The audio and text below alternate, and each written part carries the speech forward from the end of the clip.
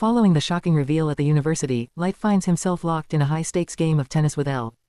While the students watching the match see two elite athletes competing for a win, the reality is far more clinical. Elle has orchestrated this match as a psychological experiment. He believes that Kira possesses an overwhelming, almost pathological need to win in a perfectionist streak that won't allow for failure. By forcing Light into a physical competition, Elle is looking for a moment where Light's competitive ego overrides his cautious mask. Light is fully aware that every serve and volley is a test. He calculates the risks in real time. If he wins, he aligns with the profile of a competitive Kira. If he loses intentionally, he risks looking like he's trying too hard to seem ordinary. Ultimately, the two trade powerful shots in a display of peak physical and mental focus, with Light eventually taking the set. However, the victory feels hollow, as Elle subtly notes that Light's reactions are almost too precise, further narrowing the focus of his suspicion rather than widening it. After the match, the two retire to a cafe, where the dialogue becomes a direct psychological assault.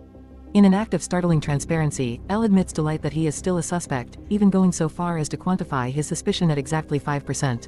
It's a deliberate provocation designed to see if Light will overreact, become defensive, or slip up. Light, however, remains unshakable. He counters Elle's pressure by offering to join the investigation team himself, arguing that it is the only way to clear his name and prove his innocence. It is a brilliant strategic maneuver. By positioning himself at the center of the task force, Light can keep Elle's progress under constant surveillance and potentially sabotage the investigation from within. The tension is suddenly interrupted by a phone call. Light's father, Soichiro Yagami, has suffered a heart attack and been rushed to the hospital.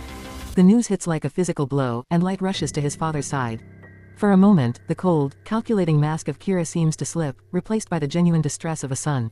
Yet, even in the sterile environment of the hospital, the mental warfare continues. Elle arrives at the hospital under the guise of a concerned friend, but his eyes never leave Light.